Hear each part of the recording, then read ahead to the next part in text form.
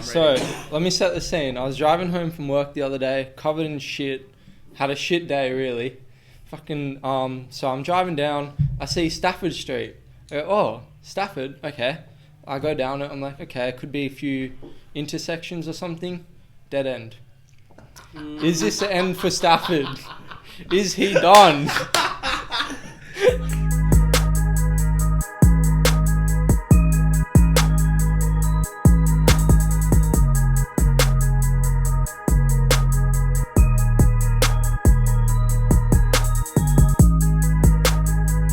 G'day, welcome back to another episode of Blokes Their, our new sports show on the A Lot to Talk About channel. We're pumped to be here. New configuration this week. We've set up in the studio. It feels more comfortable. I have to say, I felt a little bit restricted last week. But I'm excited to be huddled in with, and huddle, really, that was a bit of a sports one there, wasn't it? A bit of a sports drop. Huddled in with my two co-hosts to the left of me. You guys know him, you love him. He's the man behind the camera usually, but he's in front of it on Blokes Their, Liam Duffman Duffy. Glad to be here. How are you boys? It's a pleasure. It's a pleasure as always. And then to my right, our resident sports guy, the champ kind of A Lot to Talk About in Blokes Their, none other than Mr. Jed Wellsy Wells. How we doing, everyone? How we doing, everyone at home? Nickname? It's one of the ones. You got Wells as the last name. Yeah. You've been called Wellsy before. Wellsy, yeah. Not you, original. I'm happy to cop it. Not original, is it? Obviously excited to be here. Big week in sport. Lot of moments from last week that we get to wrap up this week, and a lot of big things happening this week. As always, if you're new to the show, Jed goes through the run sheet and we make some comments. We have some fun. We do. Speaking of a big week in sport, I think we'll start with a big week in sport within this room. Brad to my left here completed what was, I think, his second marathon. Yeah. How'd you go, mate? How you feeling? There's been finer finishes, let's say that. It was rough. It was a really rough day. Just body, obviously going into it, the body wasn't all that well, and I'd been unwell for about 6 weeks. So I knew it was going to be a challenge, but getting to that finish line took every ounce of me. I found myself on the ground at about 33 Ks in a bit of shock, and the body started to shut down. The lungs were pretty battered. But we got there nonetheless, and it just took a team effort and a bit of courage and a bit of heart, and I paid for it the last couple of days. The body's sore and a little bit battered and broken, but that's part of it. And, we raised over 20 grand again this year for Cystic Fibrosis Australia. So, I'm happy to do my part and go through a bit of pain for my cause. Absolutely, man. I think I was super proud of you seeing the effort. I appreciate it. I struggled driving 42 Ks, so running it, I can't even imagine what that'd feel like, but yeah, congrats, man. You killed it. I appreciate it. And, it's exciting to get the community around it and involved, and the CF community loves the event now, and we, got to share that moment with a bunch of mates and family and friends and other people who ran 42.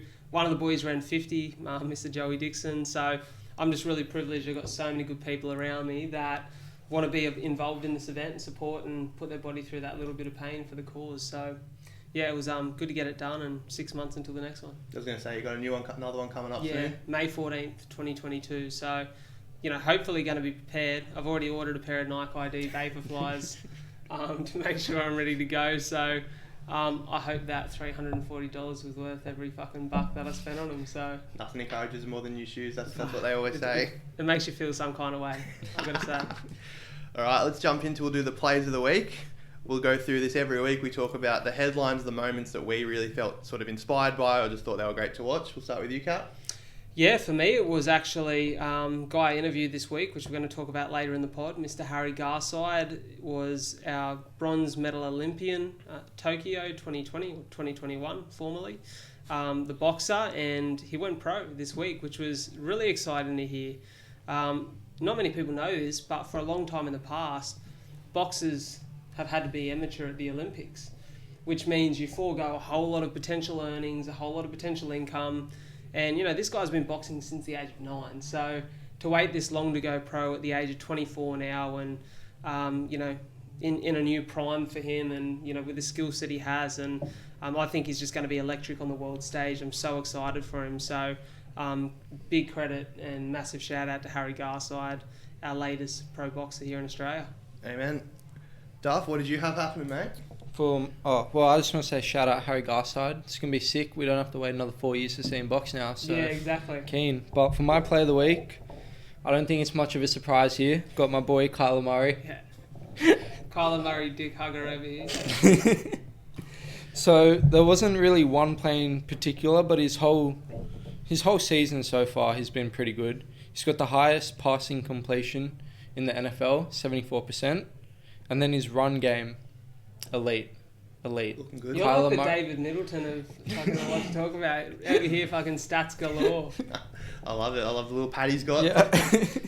He's, and to comment on that, he's been incredible. He really has. Like, it's been such a good season. I think there's been no question from the moment that Kyler stepped into the NFL that he was of that caliber and he was MVP candidate quality in years to come. And, I remember when he first stepped into the NFL, I think I might have said it in one of our first 2 episodes, that he was my pick for Rookie of the Year. He's just doing an amazing job. And against the blitz, he looks so dangerous. Yeah. Like, when they blitz him and he moves, it's very Patrick Mahomes-esque where he can pull something off, but he's got a better run game than Mahomes does. Yeah. Really exciting for Cardinals fans, and I think just for the NFL as a whole to have another team who the last few years haven't been up there amongst the conversation, but this year they definitely are. And they've just got better. They traded for Zach Ertz officially. He'll start this week, I think it is. That's keen. Just adding another level of firepower to a team that's already just cracking. Scary thought, especially for us fellow NFC Westers. So, Speaking about the Cards, we put the question to you last week, what was going to happen first, a Cards loss or a Jags win?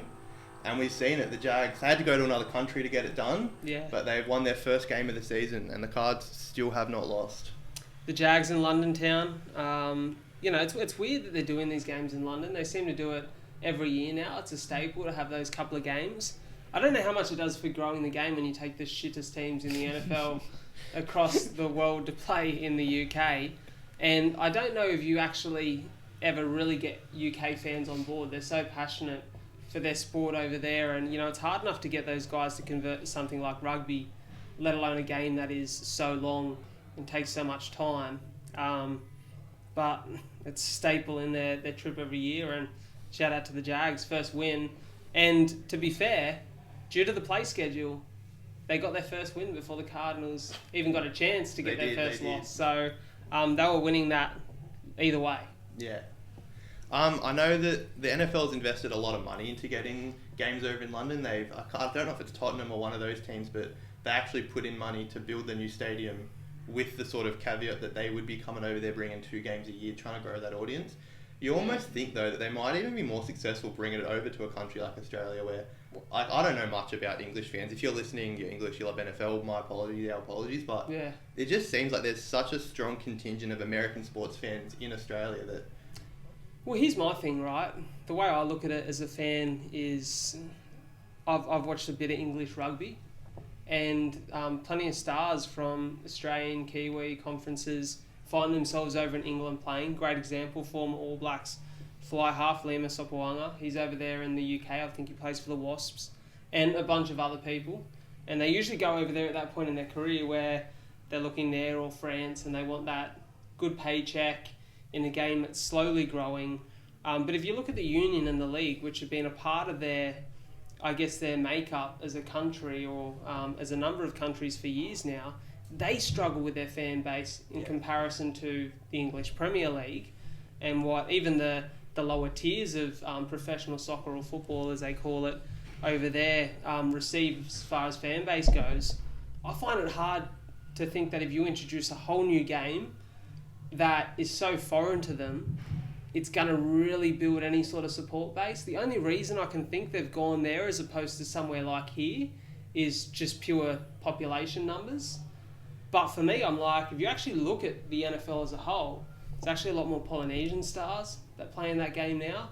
And there's a lot more people who are playing league union here in Australia and New Zealand who are considering or potentially looking at making that shift to the NFL. So the question is, if it's for the game's development and long-term future, it would be smarter to have it here because there are generally more people who are going to have an opportunity to play the game. I think one thing is they've done it, they've talked about it in the NBA as well. It's just a really big time difference trying to get from America to Australia and back. You're trying to do that within the week, like especially if you're trying to like do these 2 like really big 24-hour flights. be ready to play and stuff. Like, I think they're just really wary of putting their guys in situations where they're just going to be super whacked out. So maybe it needs to be a pre-season conversation. Yeah, I can definitely see that. Yeah, like, and I think that's the same for most sports. Like, you know, any time you can reduce travel, you know, you're going to get more out of your athletes. So I think for any game, like, there's a reason that they do the World Club Challenge for rugby league before our season begins. Yeah. You know, to make that trek to England mid-season is huge. So, I think something they need to look at pre-season. I know the fans here in Australia would love it. Yeah. I know they've done a few college games out here. They did Hawaii versus UCal. I went to see that. And the stadium was packed. It was rocking. So, like, you can imagine if it's the guys above that they'd pack it out. Like, you wouldn't be wanting for fans to come. I remember going to the Pro Bowl in Hawaii, and it was sick. Like, the vibe of an NFL game is just different. Like, what do they call it, where they tailgate in the car park, and like that atmosphere of the fans outside of the stadium is almost better than the atmosphere of inside our stadiums in the rugby league world here in Australia sometimes.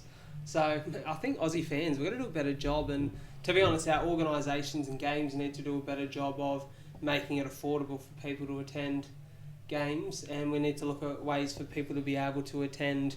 Now, the AFL's talking about moving their game times on Saturdays to all nighttime games so that people can support grassroots football, and I just think in Australia we've definitely got to do a better job of that. Yeah, absolutely. Yeah. I definitely reckon AFL is probably the closest we have here with like fan bases. Like they always religion pack out, for especially people in Melbourne. Yeah, like absolute religion. So it's insane.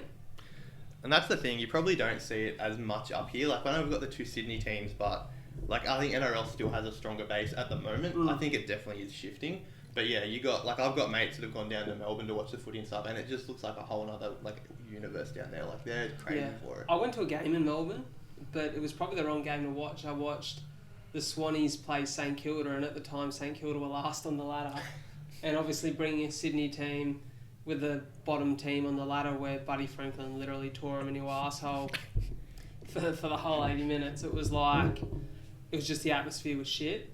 But I think, you know, to get those two derby games, like I was supposed to go to one of the derbies down there when I was booked to head down this year before the lockdown happened. That would have been fucking sick. Sensational vibe. Yeah, any derby game, you know, it's just going to have an awesome, no matter what it is. Even the A-League derbies, like Western Sydney and... Sydney just goes off. Yeah. That's the thing with A-League fans, like, fucking, we're going way off track now, so might as well ride it. I feel like they have a smaller total fan base, but I feel like the fans that they really have are more locked in than anyone. Like, they're going batshit crazy for their teams. It's interesting because a few people have made a really good point to me. It's almost like the coverage of the NRL is too good. Like, it's too easy and too convenient to be able to sit down and watch 8 games of the week, multiple camera angles, constant replays, constant commentary, that it's kind of like, well, it's actually not as enjoyable as an experience, or not, especially if it's your team and you're like trying to analyse and watch. You're actually better off watching at home sometimes. It's something my dad always says, like, fuck, you see more at home. Yeah. Like, love going to a game, but like if you don't get the right seats, you kind of miss half of it. So I feel like they've got to do a better job of... I think they're doing a better job of building the stadiums specifically for the sports now. Yeah. But they've definitely got to look at a way to balance the coverage and live gameplay so we can get fans more involved. It's how games survive. It was one thing I saw brought up on Twitter this week. I can't remember if it was in relation to NBA or NFL or whatever, but it was someone saying, like, to be honest with you, they'd rather watch a game from home, spend the money on a ticket on, like, having like a bunch of food and drinks and their friends over, watching it on a mad big TV, instead of $300 for a nosebleed seat where you're pretty much watching the screen anyway. Like, you can't really see what's going on. Those tickets to like NBA games and that are insane. Insane. I'm confident that one day you guys will be watching the boys on fucking NBA League Pass. So we're sitting there and our names pop up on the thing. You know, like, that's when you know you've made it, when you're at the NBA courtside and your name pops up and you just, like, the camera looks at you and you just do something with your hands that makes no sense. Like, you just shake your hands in some way or shape or configuration and it's like, fuck, he's cool. There's something. You don't know what he's done, but he's done something. You don't know what he's done, but he's important somehow. It's like watching the Lakers kicking off their game. You're watching the fucking courtside seats and you're just looking at this array of people and like, I don't know who most of these people are, but you know they just must be like worth so much money and they've done some real cool shit. and you've got like a tech genius who's just wearing a random t-shirt and shorts. Then Kid Cudi's next to him wearing a full Space Jam outfit. Like, you get all sorts. Question: who do you think is the most? I know we're going way off topic here, but who's the most passionate Lakers fan? Is it Jack Nicholson or Snoop Dogg? I'd go Nicholson just in terms of like he's just glued to that courtside seat. He's like probably pushing 90 now. And he was still there for their first opener back. Like, he's such a G. Yeah, it's unreal. Such a G. Anyways, we should probably get back to the NFL. Yeah, let's talk about it. So Bradley to my left here pulled a bit of a Babe Ruth, called his own shot. Paddy Mahomes, he said he was going to come back, he was going to look good, he was going to get over 300 yards, I think it was. Yeah, look, when I make a prediction, I usually hit, I don't miss. And I guess that was very similar for Paddy Mahomes on Monday morning here in Australia, because that man did not miss 300 plus passing yards and another big win for the Chiefs, which is not something we would have been surprised by last year, but this season it's definitely something they needed to do to turn the tape and really get their season back on track. We've seen shades of what we expect to see from the Chiefs. It'll be interesting now to see the consistency of that. And it's funny because we've seen some footage and we all commented on some highlights this week of Paddy Mahomes being very effective against the blitz in that game. We'd noticed in previous weeks, in the previous 5 weeks of season before the last, teams were blitzing them less, and he was less effective. It'll be interesting to see I can't remember exactly who they're playing this week, I'll check in a moment, but exactly how the defense they come up against this week responds to the Paddy Mahomes threat. Yeah. And that's the thing. I think he's just been throwing way more interceptions this season than he ever has. I think, I'm not sure if this is the exact number. I think it's something like he's got 13 ints in his last 13 games or something. Yeah, wow. Where before that he was like probably one of the most efficient passers there was. So yeah, it's not characteristic of him. So yeah, it'll be interesting to see how they follow it up. But yeah, obviously stoked to be able to get a hot take on the board. You know, you're not the captain for no reason. Yeah, sure. I like that message I got this week. It's very reassuring. Sometimes, when someone's called the captain, it's usually for good reason. For me, it's because I named myself the captain. But I'm glad I'm finally living up to the expectation that comes with it. Liam Duff with the job security play there. Yeah. Also in the NFL, we had the Cowboys versus the Patriots with a wild ending. I don't know if you boys saw this. I missed this game. Mac Jones trying to get it done, thought he had it, threw it, picked off. The Cowboys ran it back, and I think that was the game-winning play, was a pick six. I still think very encouraging for the Pats that the fact that Mac Jones is making these plays and he's stepping up in these big moments of games to make a play, I think is that's the only characteristic you can ask of a quarterback in their first year. Just make the play. Yeah. Because more often than not, when the game's moving in the right direction, you've got the momentum, those plays come off. And I think Belichick and the Patriots teammates there that are rallying around Mac Jones every week will be excited to see that, and I know the fans will too, so shout out to Mac Jones. It's hard to imagine Belichick being excited about anything, but he probably gave like a bit more of a stern nod than he usually would. He's very Wayne Bennett, isn't he? I'd say Wayne Bennett's very Belichick. Yeah, sure. Fair play.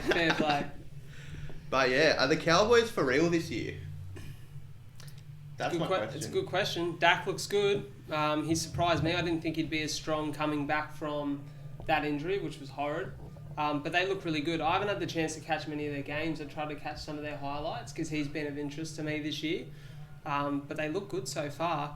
They're in an arguably weak division. And that was a divisional game for them on Monday. It was Monday game, wasn't it? I believe so, yeah. Yeah. That was a divisional game for them. So that's probably their biggest competition in their division this year, the Patriots. And I think the Patriots will get better as the season goes on. I think provided the Cowboys can stay injury-free and they keep Zeke healthy, Dak, and Zeke for that matter too. Yeah. He's just as important to that team. I think they're going to be dangerous, and I just don't think they'll be a team that compete with the best. Yeah. So I think they'll be their regular season. They'll probably come out top seed in their division, but I don't know if there's much else to that story this year. I think they're one of those rare teams where they've got a guy on both ends of the field competing for those top awards. You got, Dak obviously probably an MVP, not favourite, but you got to put him in the argument considering their record. And then Trayvon Diggs on the other side. A lot of people, especially after that game, are calling him the Defensive Player of the Year favourite.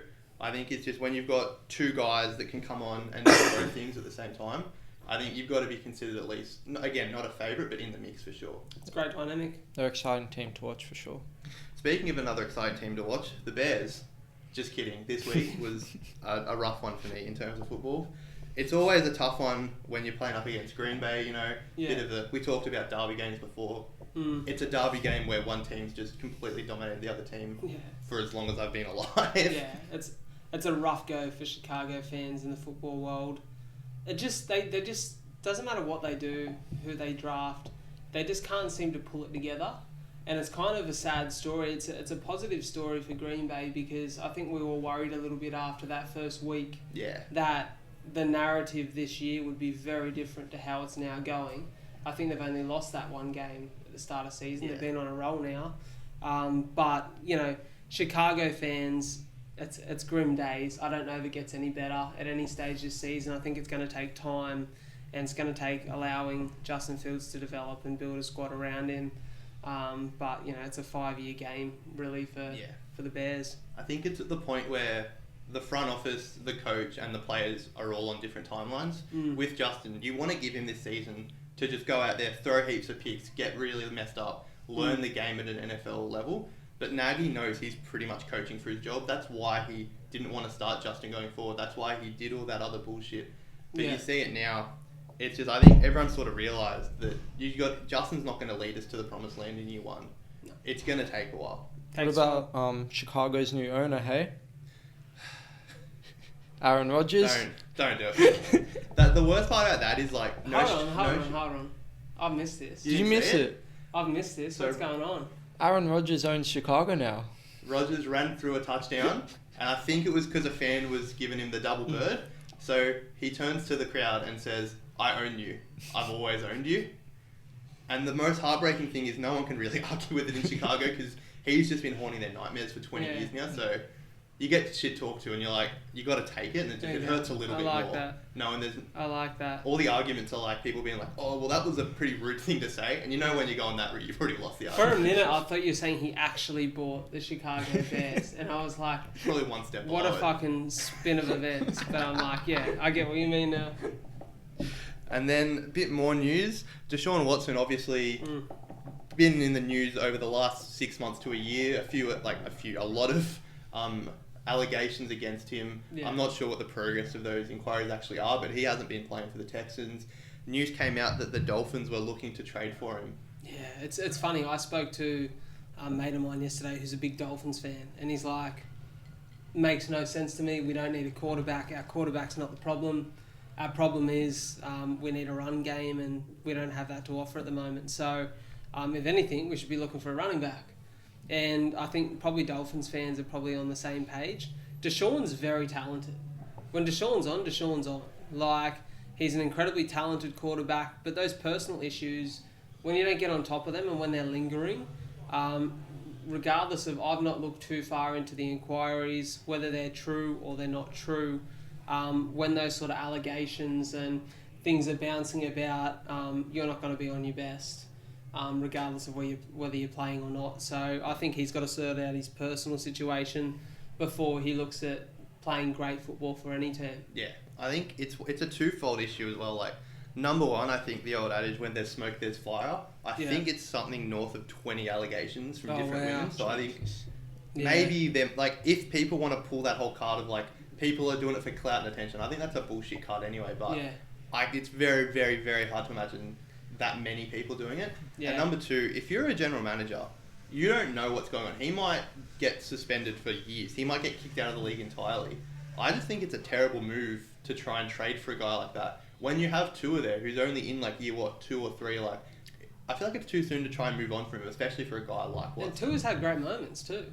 Yeah. Like, I don't think he's definitely not one of the worst quarterbacks in the NFL, or he's definitely not their worry. I think they need to look at their team as a whole picture, and I think it's very easy to get excited by what looks like a great prospect or a great opportunity, but I think in any sport, these troublesome players, unless you get them around the right squads, like, there's a reason Antonio Brown has been so good at the Bucks, because you're getting him around guys who are veterans of the game and are settled in their personal lives, and they know what their job is out there in the football field, and they're happy to be the mentor and bring that guy back down to earth and bring some humility into his personality. If anyone's going to do that, it's going to be a Tom Brady character, right? I don't know if taking a Desean Watson to the Dolphins sorts out any of his personal problems. You've just put the guy in fucking Miami. Like, a place where fucking more shit than anywhere goes wrong for these kind of superstars. So I think almost you'd fucking avoid it just for the city's sake. So I don't know. I think he's got to sort himself out, and it's unfortunate if all these things are true. And if they are true, then he shouldn't really be playing another game of professional football. But if they're not true, then you want to be able to see this guy come back and play his best game. So we'll see as the tale unfolds. Bit more lighthearted. Are there any games this week that we're really looking forward to? Any big matchups? You're probably looking forward to the next Cardinals game, right? You always are. So cheeky bastard over here. I'm looking forward to what almost feels like it's amounting towards a bit of a grudge match. Is my Rams against the Lions. It feels like a danger game for me, right? Because we're in great form. On record, they aren't so much. However, the fuel to the fire is Goff gets traded. Yeah. One of our other guys gets traded. After putting shit on Goff, one of our defensive players puts shit on Goff, says he wasn't the quarterback to win us a Super Bowl, then gets traded to the Lions. He's pissed off too. They've probably mended that relationship, but he's going to be pissed off too. We've got the Lions' only hope they ever had, the guy that fed Megatron all of those TD passes those years ago and is now the reason that the Rams are, one loss on the board and very many wins this season. And I can tell you now that the Lions are going to come out ready to fire. And they have marginally lost by last-minute field goals 2 games this year. They've marginally lost by 3 points in a bunch of their games. They're going to be fired up. When you get a team like that just loses and just misses out week on week, that little fire builds up inside of them. They're ready to explode. And quite often you find those teams that start to get a little bit of success and get a little bit complacent sometimes come into these games a little bit cocky and underprepared. Hope that's not the case for the Rams this week, but really looking forward to seeing this matchup between Stafford and Goff. Speaking of the Rams, I do have a little omen for you boys. I'm ready. So, let me set the scene. I was driving home from work the other day, covered in shit. Had a shit day, really. So I'm driving down. I see Stafford Street. I go, oh, Stafford, okay. I go down it. I'm like, okay, it could be a few intersections or something. Dead end. Is this the end for Stafford? Is he done?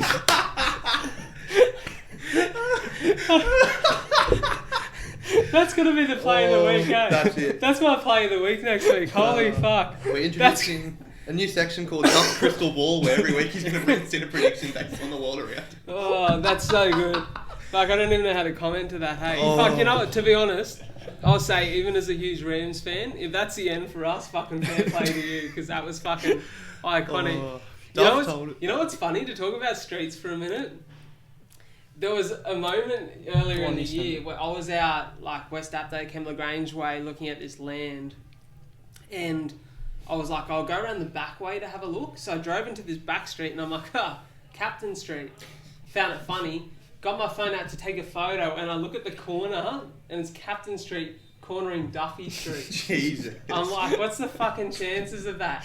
So maybe, I don't know, maybe it isn't. Maybe in a couple of years you're out of here and I'm taking over. Yeah.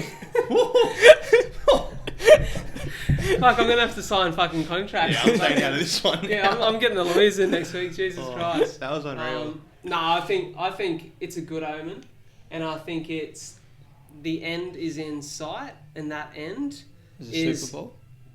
That nice little round cul-de-sac, that ring, almost symbolic of the trophy. All right. I like that take as well. Yep. Almost symbolic of the trophy, the end of season championship ring, full circle. Would you say, getting Stafford to the Rams and getting that Super Bowl in the first year, like we hoped Goff could have done all those years ago.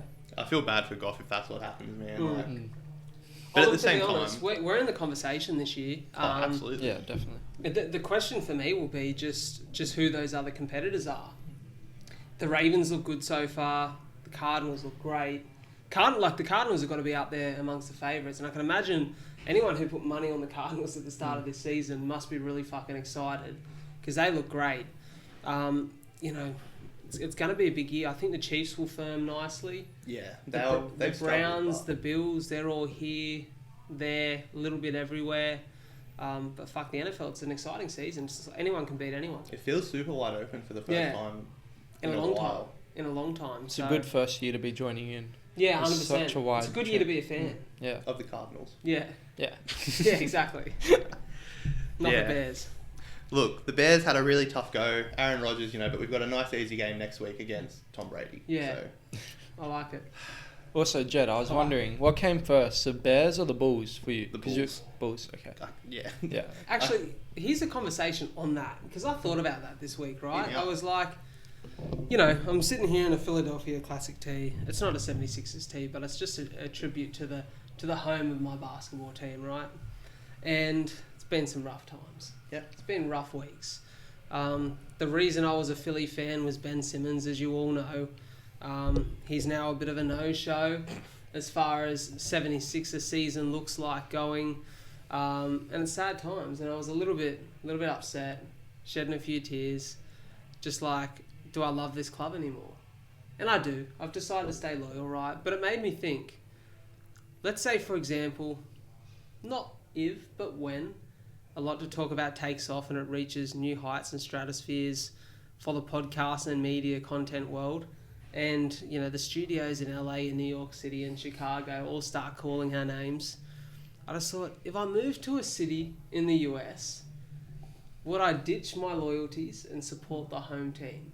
Like, you watch those movies and there's something about watching a movie and they go to a Knicks game. You know what I mean? It's like they're in the crowd and it's like, you're a Knicks fan, you're a Knicks supporter, they're at Madison Square Garden. There's something about that feels like exciting and like nice to be a part of, like the highs and the lows of that journey. I'm like, would I? And I thought, maybe one week on here we should do like a draft where we draft ourselves to a city. I like it. And like so we stay accountable to like some results for that team that year. Yeah. You know what I mean? Like we almost go like, if you're accountable to that city, it's like at the end of the season we go, which city ranked the best, and that person like wins a prize or something like that. I don't know. So we choose the city that we would want, or we get drafted to a city, I reckon. Okay. Yep. So just a thought, just an idea. Yeah. No, I can see that. So because I don't know, there's something that feels special about like being a fan of that team in that city. Yeah. What I think, speaking for me, I think if I because I've always said LA is the place I want to end up, especially sports media and stuff. Like I love Chicago, probably a bit too cold for my taste to live there though. I think what would happen is those teams would almost become like my B teams. Like I'd root for them when they're playing anyone else except for the Chicago teams. You go to home games. Exactly. Yeah. It's like, because we talk about Bill Simmons a lot. He's a Boston native. Celtics, Red Sox, like all Patriots diehard. Is it Dave Portnoy? It's just exactly the same. Moved to LA, and what he did was like just bought. I think he bought a Clippers season membership, not to support them, just to see all the games. Yeah. So it's one of those things where I think I'd end up rooting for them by proxy just because of what was going around. Hates the Lakers, doesn't he? Yeah. Hates the Lakers, Bill Simmons. I was listening to a bit of his show, the start of his show this morning. Hates the Lakers. So yeah, I think it'd be one of those things where they become like, you go for them unless they're playing your real team. See, I'm similar to you, right? Where I'm like, I love the warmth in the summer. Like, I'm a real summer boy. But I'm like, fuck, I don't know if I'd want to end up in LA. Something about LA that feels like it's changed. I haven't been there, to be honest, so I don't know what you're like. No, I just mean like from a whole. So I've not been to LA myself personally, so I speak with no real experience or knowledge, which is kind of like I do in every other podcast anyways. But there's something about it, like listening to a bunch of content creators and podcast hosts who have been based in LA, it kind of feels like that whole city's changed. I think it definitely has that rep of being a bit fake and stuff, so... Yeah. Just even like, I feel like through their lockdowns, they lost so much of their business, like emphasis and what was happening there and the culture, and something cool about like New York City for me. And I don't know if it's just that it's different, like, and I've been to New York and it's different, and it's like experiencing the cold is almost like incredible feeling because it's like you don't experience that here. I don't know if it's that allure. Yeah, I can see that. But yeah, I don't know. I like Houston and like Utah. I like those Even kind of places. Boston, they reckon he's sick now. Oh yeah, So- my girlfriend's mum, she's been over to America a bit, Yeah. and she said she hated LA, but Dallas, Texas was like the perfect place. She reckoned it was awesome. Everyone was so nice and lovely. Like that was, whenever America comes up, it's Dallas, Texas is always like almost like the mecca for her. And home of the Cowboys. Amen. Maybe the Omen for Dak this year. That could be a good feature, actually. We'll chuck it up on the Instagram story. Let us know which cities you'd like to see us sort of cover and be responsible for, and then we get enough interest, we'll come on next week and be like, oh, Duffy's ended up with Boston, I've got like, I don't know, Philly or something, to see what happens. Yeah, I like it. Speaking about Chicago sport, we'll jump into basketball quickly. The WNBA finals wrapped up this week. Candace Parker and the Chicago Sky got a pretty hard-fought win against the Mercury. I've been pretty public about my conflicted thoughts about the Sky, but it's at this point I just have to like give into it. It's awesome to see them win, especially for her. She was benched during the finals only 2 years ago. She was voted the most overrated player in the league by her other players. To see her... That's such a shit award as well. Like, Yeah, what? Like, why would you create that award? It's like, let's take a fucking massive shit on someone's mental health. Exactly, yeah. Like, in this, So, yeah, to see her go home, go with the hometown team, and go the whole way in her first year, it's just awesome to see. Still sucks what happened with, like, the Charlotte Heel and stuff, but at a certain point, you just got to be, like, respect for what happened. It's pretty awesome. And look, and fair to them, they fucking held their nerve. They would have been hearing your comments throughout the course of the last few weeks to go into the game, you know, fucking just nerves of steel and to perform. Shout out to the girls. At least one Chicago team's doing well, huh? Yeah. Rub the salt in a bit more, why don't you? He's not bad, eh? He loves it. Loves a jab, loves a jab. He acts like the nice guy. And sits in the pocket and just fucking jabs you with that left hand. Jumping into the NBA now. I don't know if you guys saw, but on our social stories, we put up some midweek hot takes about opening night. We didn't have a great success rate. Brad hit again because he took an obvious one. I don't know if it was really a hot take, but, you know, I'll let him have it. Okay. Me and Duff kind of went the other way, but what do we think about opening night, boys? Here's what I'd like to say about my hot take, right? Hot. The Lakers had a very average preseason. Everyone's like, oh, the Lakers going to be any good this year? I'm like, well, I think Bron and AD do what they can. They come out and they put on a show. 50-plus points combined. It's no slouch effort, but they did it. Another hot take successful for me. And then they lost. Yeah, and then they lost. They lost. But Curry didn't hit 40, did he? No, but he got a triple-double, though. First one since 26. Yeah. Which I thought was the funniest thing that could have possibly happened is Russ debuts for the Lakers against Steph. Yeah. So Steph gets a triple-double and wins the game. It's awesome.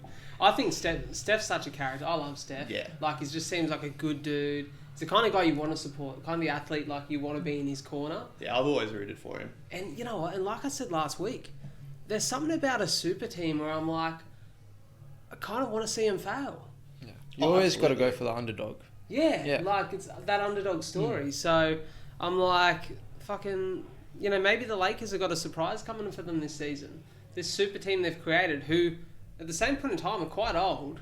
Yeah, they're a 2010 super team. I don't know if they're a super team in today's league. Yeah, like that's the thing. It's like, you know, I don't know if you've got the longevity or you've got the championship this year. So it's questions to be answered for Lakers fans for sure. Yeah, Russ made his debut and just looked atrocious. It's going to be a while for him till he like really fires up, I reckon. I don't know if you've seen it. There's a meme that goes around. It happens every year when Russ plays, where it's got the entire season. It starts with the first sort of third of the season, and it's like Westbrook is the worst player ever.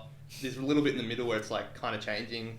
The sort of the end bit where it's like Westbrook is the best player to ever played, and then the playoffs is just this really depressed looking face. Yeah. That's how it always seems to go. He starts like this. By sort of the end of the season, he'll be like averaging a triple-double, hitting 30-point games, and then we'll just choke it up again in the playoffs. So I'm interested to see how that changes with LeBron and stuff. Are there any thoughts on how potential kit can affect player performance? And by kit, I mean NBA, pre-game, walk-ins, what you're wearing, the drip. We're going to talk about it later. I just want you guys to sit, listen, and think about it before the end of the show. I'd argue that it was pretty clear from the results of the fits and the results on court, but we'll get to that, like you said. Yeah, definitely. So, yeah, Warriors looking, I think, a lot better than people were expecting them. Bielitsa looked unreal. And it's exciting that they've still got Clay to come back at some point. Yeah. Like, I think that's the most exciting thing for them. Like, one of their real weapons is still sitting on the bench watching a game. And I think any time you're in that dynamic where you can get those gutsy wins against good teams and know that you've still got firepower to be added to that squad, that's really exciting. I only caught shades of the game. Admittedly, I was actually getting a massage during that game because my body is just fucking destroyed. And I had my head through like the little thing on the bed and I had the game on and I was watching it, and I was like literally like intently watching the first half. And then at one point I woke up, my hand was on the screen, I dribbled on my phone, and the guy was like, "Can you wake up now, dude?" And I'm like, "Oh, thanks, man." And I was like, "Fuck, I just missed the rest of that game." Yeah, I think, but in saying that, I don't think we should write off the Lakers. They haven't won an opener since LeBron joined them, and they've only got 3 players, I think, coming back from last year. So it's a lot to figure out in a short amount of time. Yeah, not fair. LeBron will coast through the season. He's not trying to average 35, win the MVP. I think he knows he doesn't have as much in the tank as he used to, so he's probably going to try and conserve it for playoff time. What do we got? We've got 82 games in the season? Yeah. Plenty of time, isn't it? 81 to go. Looking at the other opening night game, the Nets took on the Bucks in what will probably be an Eastern Conference final matchup. That was another take I sort of had. I think those 4 games, or those 2 games on opening night, will be the conference matchups. Lakers, Warriors, and Bucks, Nets. And Giannis looked fucking unstoppable. I don't know what you do with him anymore. He looks so good. I watched the second half of that game. I got back from the studio, threw it on. He looks so fit, so healthy. He looks more motivated than ever, which I think is such a good sign after winning a championship ring. Like, most people win that and like the energy deflates a little bit. You know what it feels like. You're at the top of you're the king of the hill. You're fed. You're not all that hungry anymore. It's very easy to fall down the hill and fall down the ladder. They just look so good, and their team's strong as a whole. They come up against good opposition in the first round and were very impressive. It's going to be another exciting year for Bucks fans, and I think another big year from them. You know, they're definitely going to be in the conversation throughout the whole season. Absolutely, especially if Kyrie stays out. Yeah. Duff, do you want to talk about your hot take a little bit? Chris Middleton. Yeah, well, I didn't get to watch the game, but he sold me out a bit. He underperformed. I think he dropped around like 20 points, maybe. 20. So I think you had 30 and, was it 9? 30 and 8, I think. 30 and 8, so I think he had like 20 and 7 or something, which isn't a bad game, but for him it's not a great game either. Yeah. But Giannis is just a freak. Like, I love watching him play. And all the clips of him when he's younger and he's coming over to America and he's like, I want to be up here, I want to play with these guys. It's cool, eh? It's cool, and that's one thing I think you invest in those people's story. Like you said before, the underdog story, Duff. Like, you just want to see people who are humble and have, you know, good personalities and fucking a good heart, and they're there for the right reasons and they love their sport. You want to see him succeed. Yeah, absolutely. And he's one of those guys that, you know, you could never be mad at the freak getting fucking MVP or lifting a fucking championship trophy or, you know, putting a ring on his finger, because he's a genuinely decent dude and he's there for the right reasons. Talking about that, did you boys see the rings they got? No. They're mad. They're like the championship ones. They're like this big, man. They're gigantic. Oh, really? You take the top off, make it a necklace, there's a QR code on it. Yes. It's unreal, dude. I'm like, I fucking can't even afford a fucking ring from some of these online stores that have been popping up in my feed, let alone something like that. That'd be such a special feeling though.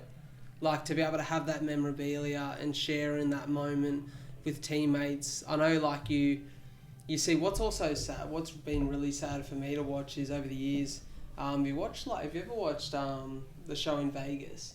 It's like the pawn shop show.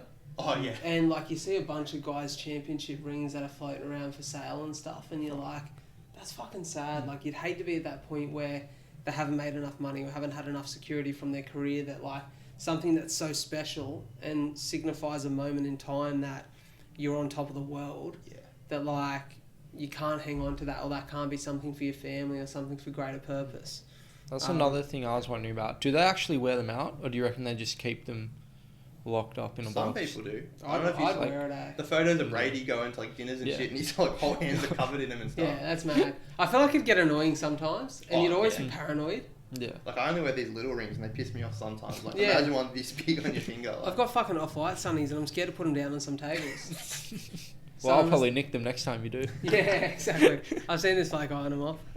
Have you seen the movie Uncut Gems? Yeah. Yeah, well, that's another one where KG's wearing his ring around and then ends up getting pawned and all this shit. Like, it's a weird movie, eh? It's awesome. Yeah, I fucking love it. Yeah, I love fucking Adam Sandler. Is such a goat. When he turns on that, once every 5 years, he's like, all right, I'm going to make a run for like an Oscar. Yeah. Just unbeatable when he does that. 100%. And anything basketball, you can tell he's so passionate about it. Oh, yeah. I was surprised you boys didn't have him in your draft. I did. You did? I think I was Didn't do my research then? You didn't do research. We'll talk about, so those are our midweek our midweek hot takes. We did them just sort of to signify the start of the NBA. Me and Duff also had NBA related hot takes over from last week. Mine fell through fairly quickly due to Ben Simmons just absolutely fucking around. I saw he came back to training. I got excited.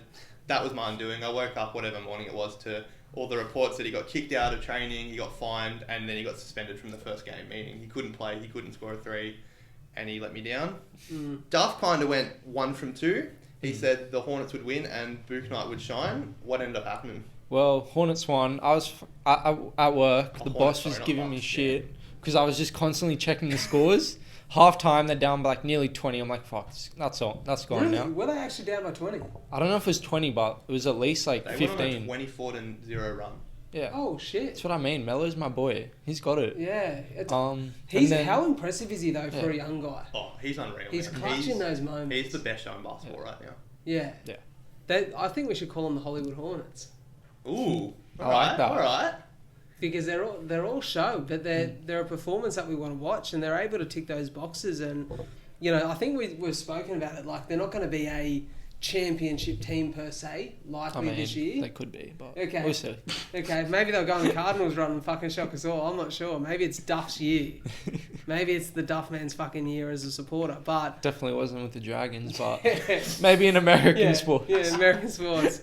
But I think, if you look at their team, there's so much youth there. That's exciting for their future. Yeah. Like, anytime youth performs, it's so exciting for a team and a support base. Because it just means there's plenty of good years ahead of them. Exactly. They remind me of like the D'Angelo Russell Brooklyn Nets a few years ago, or that Clippers team before they got Kawhi, where they're not going to win anything, but they're so fun to watch. They're trying really hard, and now they've got those pieces to go after a big fish if they want it, if it comes available. Because you're not going to get a free agent coming to Charlotte unless you're Gordon Hayward, who's a questionable person. But I think any of those big dudes, you're not going to really be able to lure them there. But if you've got those guys like Bouknight, you've got those young pieces. You get some success, you'll be able to try and pry like a big name away from somewhere. Yeah, definitely. So just back to the hot take. So Hornets got the win, but Bouknight did not play. Copped So a DNP. Yeah, I think that's half a point. Yeah, so we'll give him half a 0.5. point. It's half I'll a point. take it. Well, we'll make a call right now. If a hot take has 2 parts, one part is fucking no play, or that player gets taken out of a game just before kickoff. We'll do a half-point situation. Yeah, absolutely. That has to be voted on by all 3 members Unanimous of the podcast. decision. Yeah. If highly debated and unable to come to a decision, we'll let the Instagram audience decide. Absolutely. Sounds good. Okay. Bit of a hot take, not my one for the week because this is more of a long-term one. I definitely think Lamelo becomes an all-star this year. Massive call. And to be honest, like, if he performs like we know he can, fucking maybe. Especially because I think he'll just get the fan vote times like a million. Yeah. I think because everyone loves him. Young kids love him. People like around the league love him. The media loves him as well. Yeah, I don't think he'll start because obviously he's not a top 2 guard in the East yet. But I definitely think he'll be on the long list there. How do you think the players as a whole feel about someone like Lamelo Ball? There's been so much chat from that Ball family for years now, especially when Lonzo entered the league, and a lot of that chat was LeVar. But do you think like the league as a whole have been fucking fed up with the Ball family, and now they're kind of a little bit pissed off that LaMelo looks like he's got the ingredients to be great? I think it'd go the other way, where I think they probably resented all the attention that this high school kid got that they didn't get for a bit. Yeah. But I think it's definitely a money where your mouth is situation, and you saw what he did last year. If he's going to do this year, I think it'd be hard to be super pissed off with him. You just kind of have to be like, he's legit, he's got the sauce. And you know what also flies under the radar? This is a Michael Jordan-owned team. You know what I mean? Like, MJ's in the fucking front office. It's like, that's fucking exciting. There's a buzz around this club for years to come. And even just to have, like, I know we wouldn't be super actively involved because he's got Jordan, he's got his brand, but the fact that he's almost a mentor there for these young guys, opportunity of a lifetime. Yeah. So I think it's almost the perfect situation for him. Like the keys to a kingdom like Charlotte, where it's not like say Jalen Green in Houston, where he's going to be able to take 50 shots a game. I don't know if he's going to improve that much. You've got strong dudes around Lamelo, but he's definitely the focal point. Like I think it's almost a perfect situation for him. Credit also, the Hornets got the win without Terry Rozier as well. They did, yeah. Which is pretty big. Yeah, that's a game that I guess we all looked at this week and we thought, well, you know, Duff thought otherwise, but we thought it might have gone the Pacers' way, but I definitely had fair play. They definitely, I think they actually were the one leg that fucked me on my multi. I took a bunch of like on the lines, like 6 or so games, and I think it was the Hornets. I did that as well. I hit a 10-1, not to brag or anything, but you know. Okay, nice. Yeah.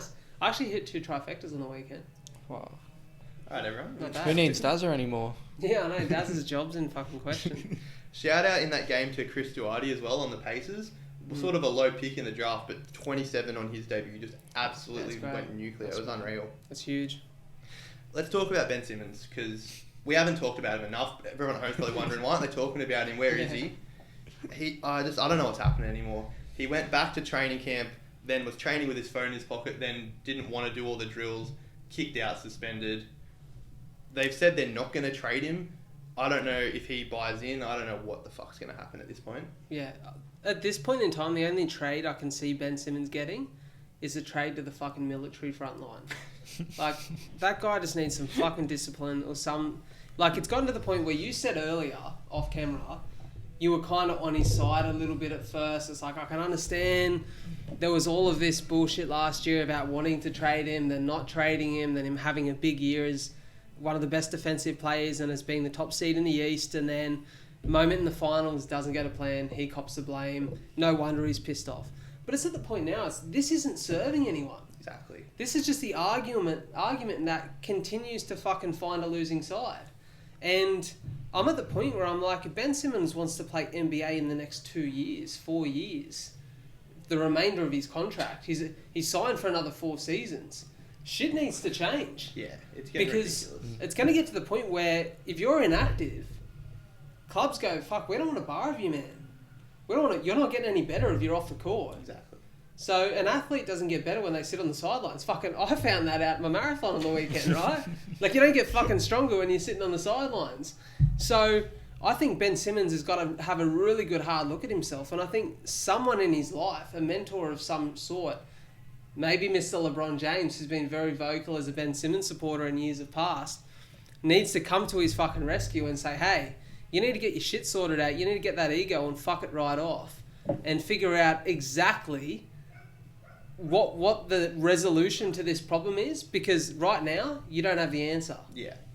Well, it resurfaced on Twitter, a scouting profile done by ESPN when he was coming into the draft, and the comments honestly looked like one of Duff's predictions. They were that spot on, like saying that he's going to really struggle if the offense isn't fully built around him. He doesn't buy in. He doesn't listen to coaches. And that's the sort of stuff, when you read that in a profile as a kid, you're like, that's a bit harsh. Like, these kids are 18, 19, give them time to grow. Almost everything they said has come true. Yeah. And I don't know. I just don't think there's a deal out there for him right now.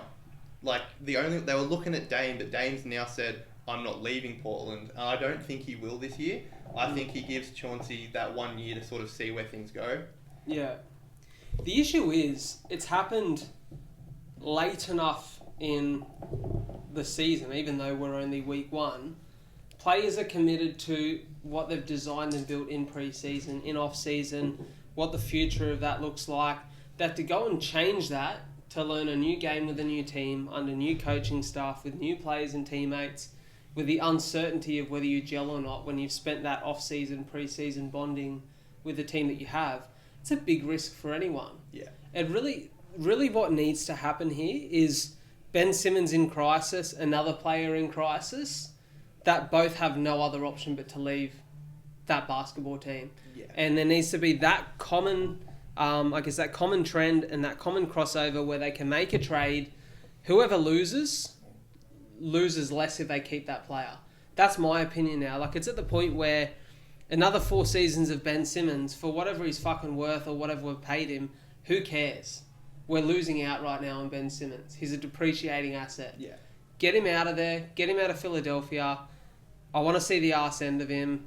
Ben, I fucking hope we see you in the Australian side one day. Whether that ever happens almost feels like that's impossible too. That's one of the really disappointing things is he said he was missing out on the Olympics to work on his game and develop and stuff. And there, like, obviously he did train over the off season, but to then come out and pull this shit, it's like, well, what were you doing, sort of thing. Like, you think if your whole goal was that to the get better, tennis, wasn't he? Yeah, at Wimbledon. Yeah, I don't know. Like, I'll always ride for the Aussie guys in the league. I'll support them, but it's just getting to a point where it's getting really hard to, because I don't understand what he thinks will happen from this. Like, it's not like by doing this, the Lakers are going to be like, all right, well, we'll give you like Westbrook and Nunn and 2 firsts to get Ben over to play with AD, and that's not happening. Teams have got their rosters built. They're going to ride them out till at least the trade deadline, like fucking in March or whenever it is. Like, it's getting ridiculous. Good mate of mine, mate of yours too, Mr. Brett Cannellan. Bretto sent me a message this week and he said, don't be upset. The Australian legacy lives on in Philadelphia. Mr. Matisse Thybulle. It does. And, you know, he's a fucking talent. He's a good dude. He's a great personality for NBA as a whole and for Australian basketball. So that's why I'm sticking with my boys. My boys out of Philly. And to be honest, I hope they teach Ben Simmons a lesson this year. I hope they come together as a squad, they make the most of what they have, and they show that one man doesn't make a team.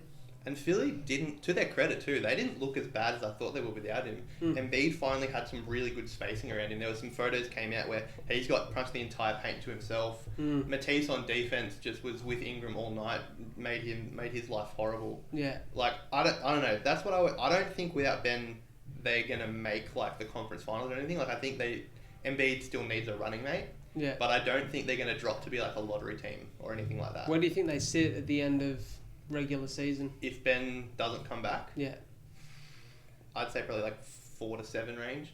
Okay. I think without Ben, they remind me a lot of like the Nuggets, where Jokic is doing a lot. Murray was there, but like last year was injured. Yeah. They're not going to progress very far, but with a guy like Embiid, you can't really count them out either. Yeah. I like it. Speaking of the Aussie connection, Josh Giddey made his debut against the Utah Jazz and Joe Ingles, so it was good to see the young and the old coming together a bit. Yeah, definitely. Wasn't the best game from Josh. I think he had something like 4 points. Yeah. He looked good at least, so he's a pretty boy, so that's what matters. But he looked comfy out there, and that's the thing. Like, I watched him a bit with the Hawks when they played Adelaide. Like, I was watching him in person, and he looked comfortable on that court, but he didn't look freakishly athletic. He didn't dominate games the way that Melo did. So I didn't know how he'd cross over. Like, shout out to Simon Orchard, probably listened to this, but like the same thing, he's been a bit of a giddy doubter going, and he was saying the same stuff, like, oh, he's not going to be comfortable over there, he's too slow and stuff. But to Giddy's credit, he on that court, he's making flashy passes, he's finding the gaps. Like, hot take coming in, I think he'll get a triple-double by this time next week. I think he's going to be very close to it. Fuck, that's a big call. I like it. Did you say this time next week? This time, Ballsy. In 1 week's time, he'll have a triple-double, I reckon. This time next week. I like it. That's a big call. And you know what? Like, you just want to see... I think it's so promising for Aussie basketball that we're getting these guys, younger guys, the older guys, that are now big parts of NBA teams. I know we had a chat this week about Patty Mills and how good he looked for the Spurs in his first game there. For the Spurs... Oh, sorry, for the Nets. For the Nets, very nostalgic of me there. But good pickup. It's one of the few things that you've gotten right today, so it's nice to see you back on track. He looks so good. I think, was it you that said 6th man of the year? Yeah. And it's also my hot take this week, so stay tuned. Stay tuned. Nice. We did see an Aussie suit up for the Spurs. Jock Landale got his first NBA minutes. Awesome to see him thriving. It wasn't till sort of late in the fourth, but I think he'll work his way into that roster really quickly. Yeah. I think he's pretty much exactly what Pop loves, that sort of player that they'll need. 100%. So we had the Knicks versus Boston in their opening game. Pretty cruisy 2 OT game. Just absolutely insane. Jaylen Brown had 46 points. Jesus. But lost. Yeah. I was speaking to the boys downstairs here at Liam this morning. Brad behind the coffee machine said to me, "Did you watch the Knicks-Celtics game?" I was like, I didn't. But I checked the score, and I knew the Knicks were ahead, but I didn't realise it went into 2 OT. Yeah, crazy. But like I said, there's something about the Knicks. I've got like a soft spot for the Knicks. It's like that team that you watch in the movies, and it's kind of like, you kind of know about the Knicks growing up as a kid who wasn't a basketball fan. You know, they closely neighbours, I guess, with Philly. They're not all that too far away, maybe 2 hours or so. So it's kind of like you kind of want to see the Knicks do well, and they're a fucking club that like has so much pride, such a loyal, long-serving supporter base. Like, I want to see the Knicks perform. Is it their year that they can be a little bit stronger this year? Do they finally have some of the answers there that they've been begging for in the years past? I think it all weighs on Randall. He had an unreal season last year. Yeah. But kind of folded in the playoffs a bit, and then there was all that chatter like, is Randall for real? Can he do it when it matters most, when defenses are really focused on him? I think adding Kemba and then Evan Fournier, who had fucking 30, I think, last night, really good steps for the Knicks. They look competent again, and that's the first time they have since like the Melo years, and like pretty much 2013. Yeah. So it's good to see them looking. When the Knicks are good, the NBA is good, because New York, even with a shit team like that, and the Nets who haven't been good until like last year, they've always been super active. So like to see those two teams potentially being real good teams in the East, I think it's just a great thing for the NBA. 100%. What else happened? The Bulls are over 500 for the first time since 2016. Continued that preseason run, beat Detroit in a less convincing game than I was hoping for a Detroit team without Cade. Okay. They really got punched in the mouth at the start there. Yeah. But Levine took over, looked unreal. I'm very high on us this year. He's exciting, isn't he? Like he's been building momentum for years now. We've seen his character, his ability, like even in the dunk contests, and the athlete that he is. It's exciting that it feels like he's got that maturity now where he can be a massive part of their team this year. And like I said, Chicago's another club that they're one of those clubs that has a rich fan base, rich history. You want to see them performing in the NBA, and it just hasn't happened for the last few years. Yeah. So I'm excited for you as a Chicago fan. It's unreal. So Levine was always just this freak athlete, but he's really sort of chiseled down his game now. He's really focused. He drives with purpose. He's not trying to get the post to dunk every play. He can weave in and out a bit. Yeah. He's playing heaps more off ball, which getting Lonzo, getting DeRozan, really, really good moves for the Bulls. Because you saw a lot of Levine playing hero ball last year. Like, he was getting 46 in losses. Yeah. Where now he has like 30, but he didn't really have the ball that much. They're catching him. And the Olympic experience is where that comes from too. Yeah. And he's stepped it up on defense. He's not going to be ever an all defensive player, but he's not a turnstile anymore. So we're looking really exciting, I think. Yeah, they're an exciting team to watch for sure. And so much youth there. Yeah, exactly. It's another young team, Yeah, we'll get Kobe White back soon, and that'll help because our bench was probably the weakness. I think we had like 12 bench points or something. Okay. But Kobe will be a flamethrower, especially because he can play off ball with Caruso playing the lead man, and that'll be great for us. What else happened? Unfortunately, Dante Exum was waived by Houston. Bit of chatter about where he could end up. I think he sticks in the NBA, but there was a bit of talk about him potentially coming back to the NBL. Okay. Don't see that happening, especially because he's got ownership in the Southeast Melbourne Phoenix. Okay. So I think that sort of stymies his ability a bit. Interest, yeah. But I think he's too good for us as well. Like, it sucks to see him get taken down by injury, but I think there's definitely still a place for him in the league. 100%. Fingers crossed for him. Deandre Ayton didn't sign his extension. He became the first number one pick since what's his name? He's blanking on me.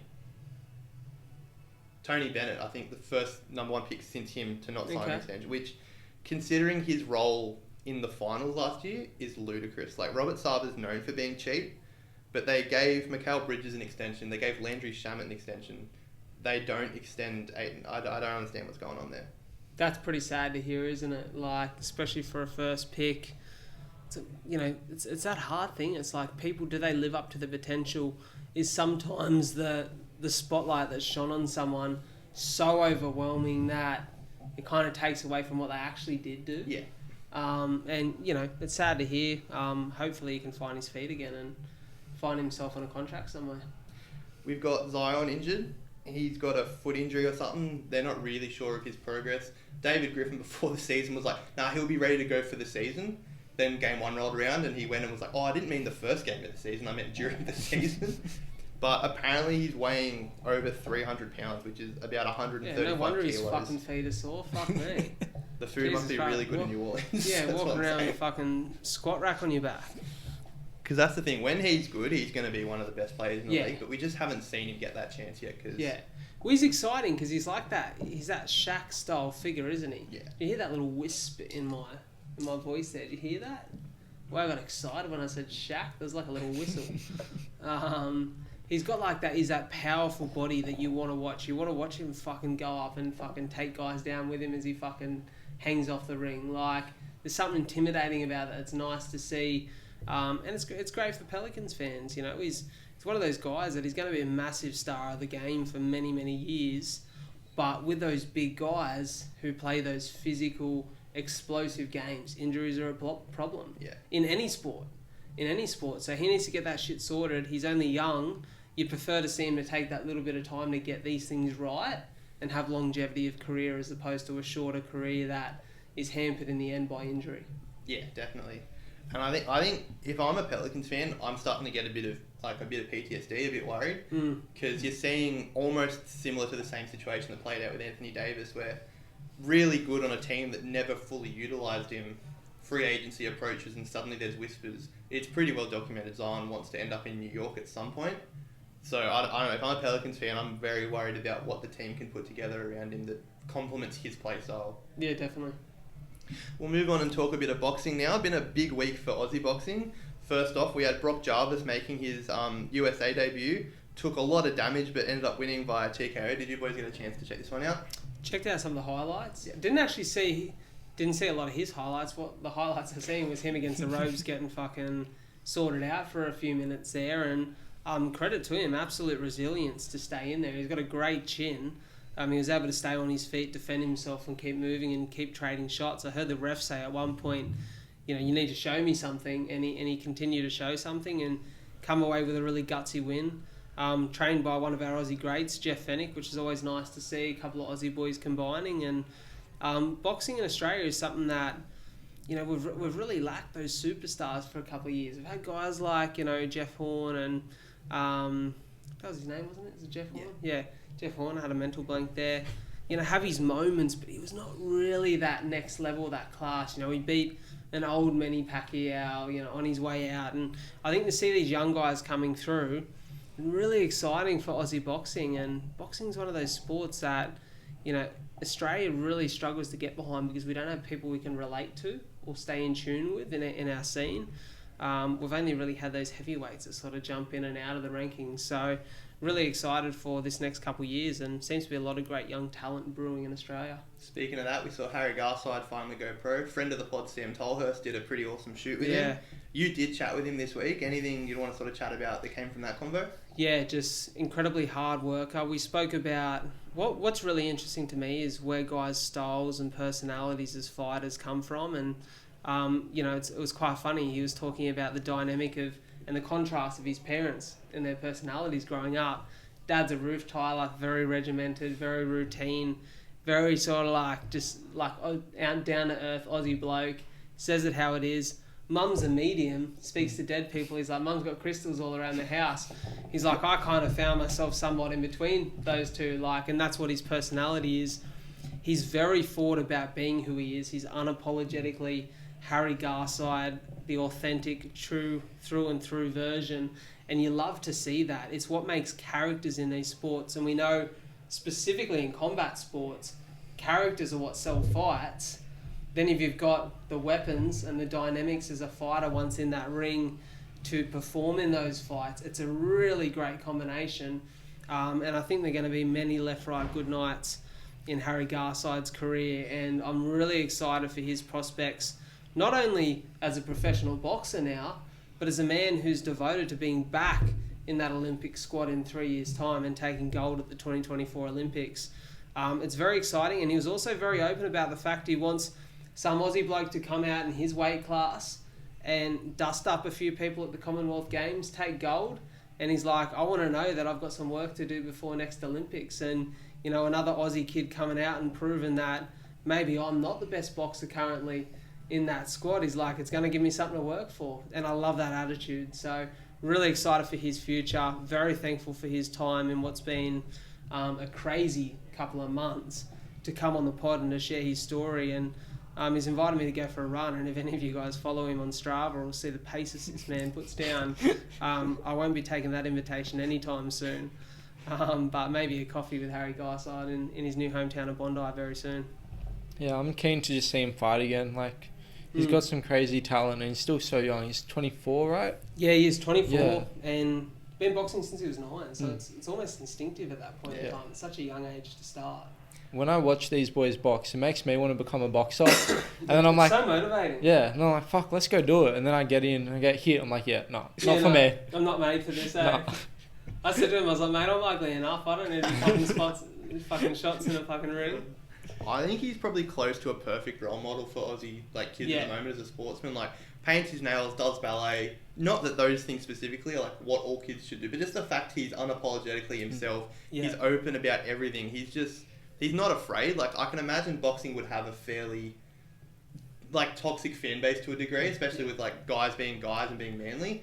To look all that in the face and just do it is awesome. Especially because boxing has quite an old fan base too. Yeah. Where a lot of the youth now support the UFC or mixed martial arts as a combat sport.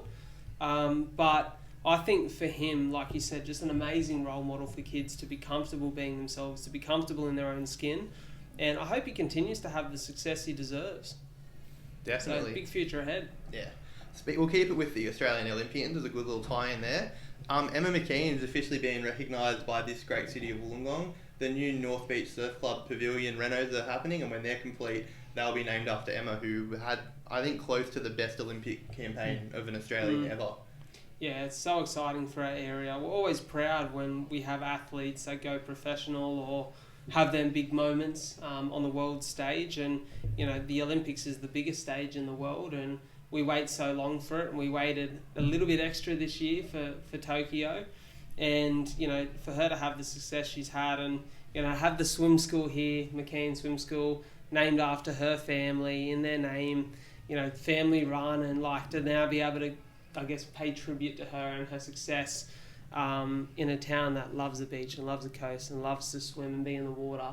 It's awesome for her. It must be, a real privilege. And I remember actually seeing her down the beach just after Tokyo, after she'd done a quarantine. She was back in the gong for a little bit, and I noticed her walking past. I seen her face and I thought, she looks really familiar. And I was like, oh, fuck, that's Emma McKean.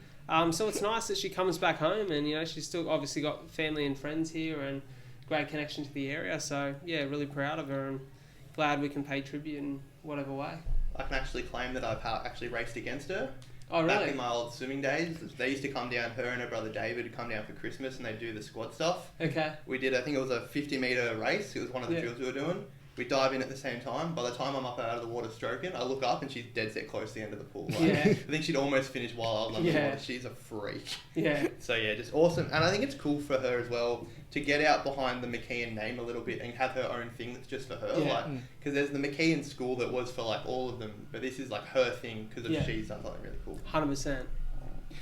In NRL news, Wayne Bennett has officially been announced as the Dolphins coach in what was probably the worst kept secret in Australian sports.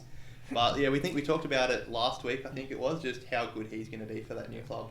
He's the man for that job. He's the man they need, so yeah.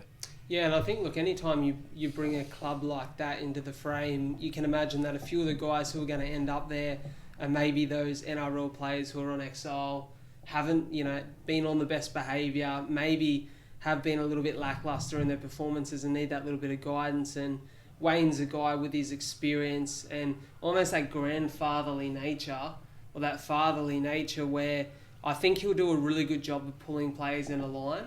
And I think if the Dolphins are going to be that club that attract a few people who have maybe been tiptoeing on the edge of right and wrong in the NRL, he'll be able to bring them back in the line. So it's a great move for the Dolphins. And as we've seen for years now, a coach really does make a club. And, it's present at the Roosters, it's present at Melbourne, and definitely it's been present at South Sydney where Wayne's been these last few years. So big play for the Dolphins, almost just as important as that squad they're building on the field.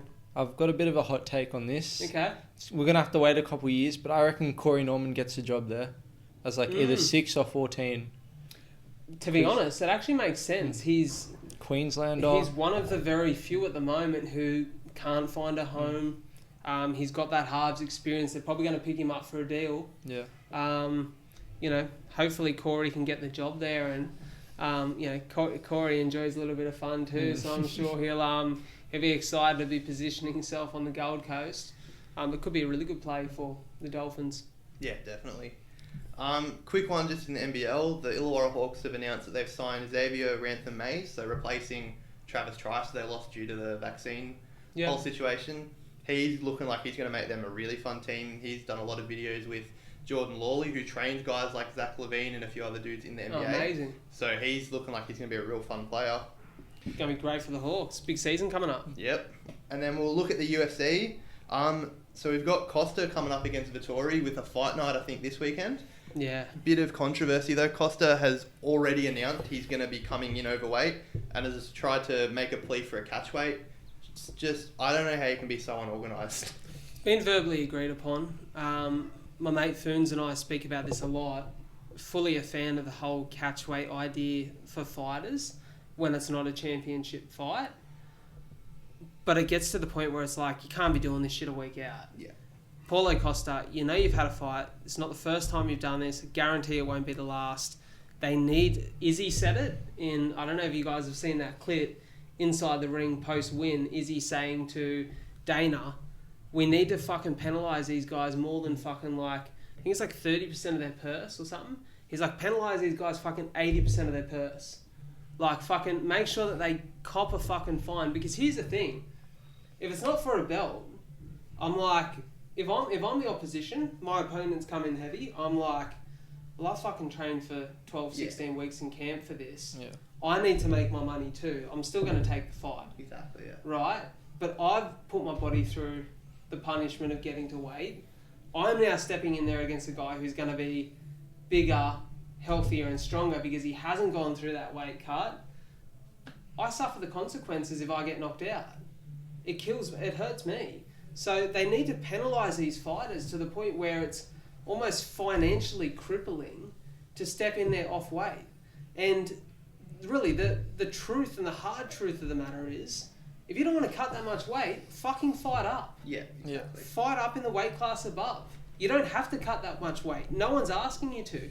You can actually fight at your proper walk-around weight. You just don't want to fight against guys that size. So that's the reality of it. And it's the harsh reality is if you don't, you should cop the penalty for it. Yeah. So it's not, the poor fighters have to cut so much weight, because they don't. They're given an option. What weight class do you want to fight in? If you perform, you continue to get fights in that weight class. That is professional sport. Yeah. So I don't know how these guys are consistently... People seem to be surprised about this. Fucking could have seen this coming. Would have been my hot take fucking 8 weeks ago if we were doing the fucking pod then. Yeah, Costa reminds me, he's one of those guys kind of like Wilder that we talked about last week, just always making excuses, can never own up to things on his own. Never his fault. Exactly, yeah. It's always something's happened. He drank too much wine, or you just couldn't cut the weight for some reason. Like, at some point, especially in a sport where it's literally just you out there, it's way harder to make excuses.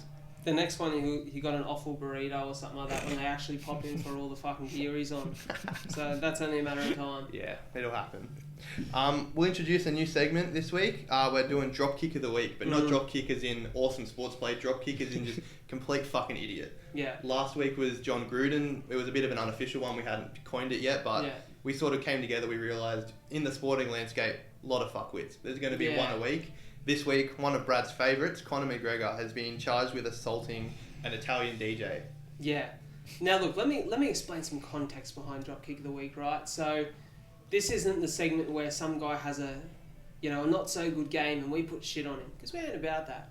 This is a segment where you've truly earned that drop kick title, where at the end of your days, cemented in that fucking stone, on that headstone of your grave, you almost put Drop Kick of the Week 2021 October 22, because this guy here has now deserved not only Drop Kick of the Week, but almost Drop Kick the last 5 fucking years. Yeah, Conor McGregor is a repeat offender. It's gotten to the point where it's disgraceful to think that this guy's still fighting professionally. He's assaulted too many what we'll call civilians, average people who are not fighters, to the point where I think Brendan Schaub said it this week on his pod Below the Belt. It's almost like he's so fearful of losing his fame. It's anything to stay relevant and stay in the conversation at this point in time. And I really hope Conor gets another fight and gets absolute elbows driven into this guy's face on the canvas to teach him a lesson, because he's got a fucking lot of growing up to do. yeah, you hear that phrase, pick on someone your own size. I don't think it's ever related to anyone more. Like, Yeah. you're dodging fights left, right, and centre in the UFC, but then trying to fight like Machine Gun Kelly, this DJ, some old dude in a pub. Like, if you're gonna be a fighter, go fight other fighters. Like, Yeah. I don't know about you boys, but did you play GTA growing up? Yeah. Yeah, he reminds me like when you're on that game and you're just angry, so you go and you just shoot all the civilians and crash cars. That's exactly what he's doing now. Or you pull the way they pull someone out of the car with that energy and throw them down to the ground. It's like, he's just fucking angry, and he's like, there's so much anger and frustration built up inside that man. I'm like, that guy ends up in jail. yeah, oh, absolutely. Ends up in jail, or he ends up picking on the wrong person, like he nearly did with the fucking Russian mob those years ago, and he ends up dead and unfortunately leaves kids and a wife behind. So Conor McGregor needs to sort his shit out. Speaking of GTA, I got a great story about my dad's parenting efforts with that one. Okay. It was probably when I was maybe 12 or 13, so my brother's 9 or 10. We had the old PS3 at his place. Yeah. And my brother was like, Dad, I really want this game, it's GTA. And my dad wasn't really a gamer, wasn't across all that stuff. So he's like, oh, GTA, what's this game? My brother's like, oh, it's just like a car racing game. So Dad obviously goes, oh, you know, like, we'll go get it for you. I think we bought NBA or whatever. Gave it to Mitch, starts playing it. Comes down from upstairs probably half an hour later, and Mitch is I think he's like in the strip club or something. And I was like, what the fuck is this? And it's like, oh, it's GTA. And he goes, actually reads the description on the back and goes, nah, and takes the game back straight like half an hour later. I remember being on my cousin Sony back in the day at his place, and he used to have all the cheat codes written down. Yeah. And there was like on, is it Vice City? Yeah. Like the second one, I think, would come out. It was like, there was like a sex cheat code. And I was just like, and he's like, look, you can make them have sex. And we were like 7. And I was like, this is fucking weird, but okay. It's kind of thrilling. It's actually, you don't really know what it is. Yeah, you no. know you're not meant to. You're like, this feels wrong. Close the door, don't let anyone hear. Great story of Brad's sexual awakening. Yeah, at 7. Let's move on to tip of the week with Dazza. But fucking nostril. Fuck me.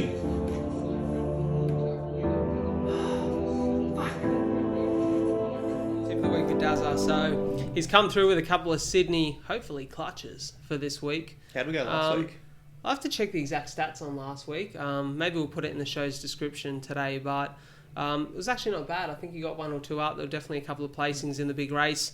But this week he's got Sydney, race 6, number 6. So 6 and 6. Race 8, he's gone with number 2. Race 9, good old number 12, my lucky number. And race 10, he's gone with number 9.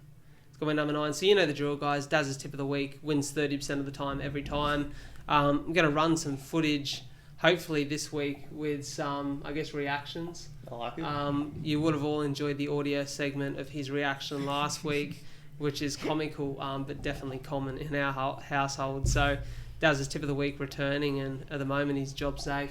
Perfect. Remember, let us know if you win a new house or anything like that, if these tips. Yeah. And we'll come and take it off you. Yep. Yeah, or at least let us put our hand in the cement as you do the pavings on the outside when you build your new house. Let's move on to hot takes. These are the structured hot takes that we do every week.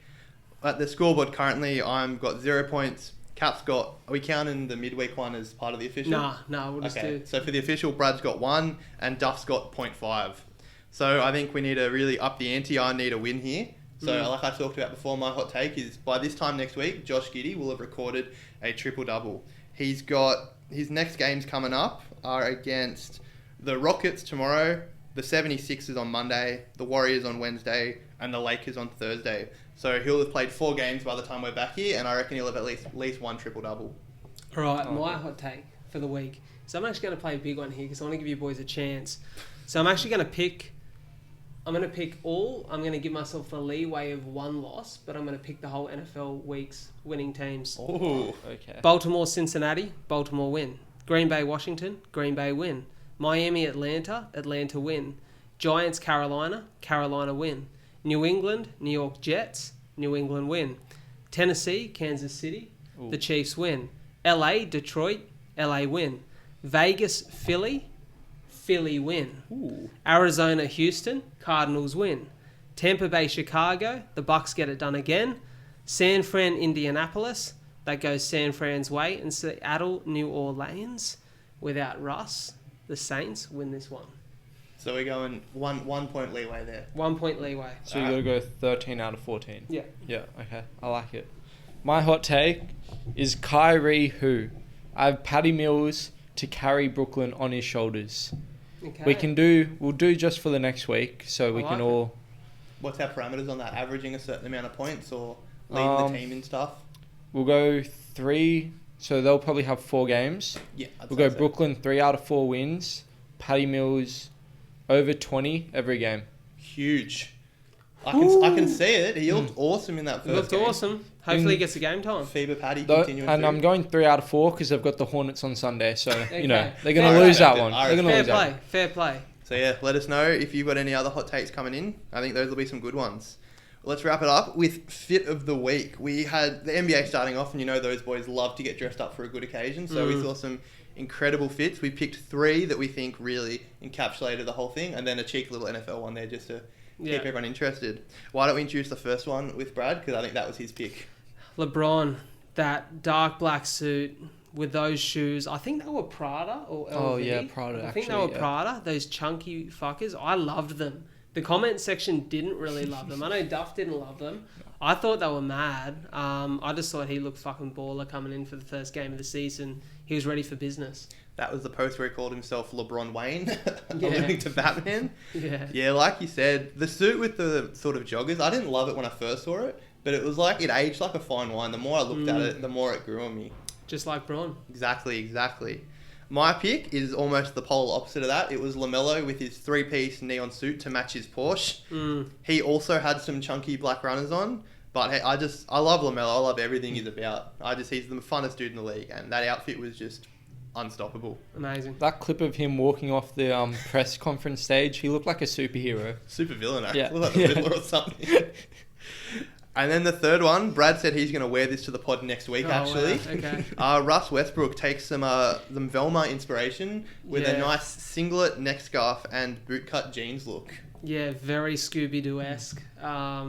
Came straight from the To be movie. fair, the guy's got fucking shoulders on him. He's got boulder shoulders, so he always looks good in a singlet. But fucking, I think it was the scarf that really set it off. Yeah. Somebody was like, NBA round or day 1, but make it Ronald McDonald. Like there was some real fucking comments there that fucking hit. But Russ being Russ, man, likes to be different. Doesn't really give fucks what anyone thinks. I think he really understands fashion in the point. It's meant to get people talking. So Yeah. no matter if he looks awesome or looks a bit out there, It's a show. he's never worn an outfit that you'd be like, that looks normal. It's never Yeah. just shirt and shorts. There's always something going on. With Russ, it's a show, and he does it well. And then Duff had a Kyler Murray one that he wanted to chat about Yeah, as well. Kyler Murray. I'm not too sure if it was Drake's Certified Lover Boy collab, but I'm pretty sure it was. It was an all-black Nike hoodie, Nike jacket, not Nike hoodie. jacket, yeah. Yeah, with the little tick on the chest piece, and then on the back it was all love hearts embroidered in. Yeah, embroidered in. Yeah. So, shout out to Kyler. Also, I would have loved to seen LaMelo Ball wearing the I Told You So shoes. Like, after his game as well, like, it would have just been too good if he rocked up wearing them and then Yeah. went off. Yeah. But A bit of drip opportunity this week, and I'm sure throughout this part of the pod, if you're watching, we'll roll what the boys wore for podcast drip today. So we're going to make it a weekly segment, fit of the day. We'll let you guys comment and have a bit of fun with it. It'll be on our Insta too. Check it out. Perfect. That wraps up all the headlines from this week. Massive week of sport. Massive week to come. Boys, any wise words to finish off? Cardinals to win, baby. Just have fun with it. Let us know what you reckon. 100%. Legends never die. The podcast lives on. Ladies and gentlemen, from your home, your car, wherever you are, it's been a pleasure to serve you. Your week of sport. We're out. Cheers for listening. Thanks, boys.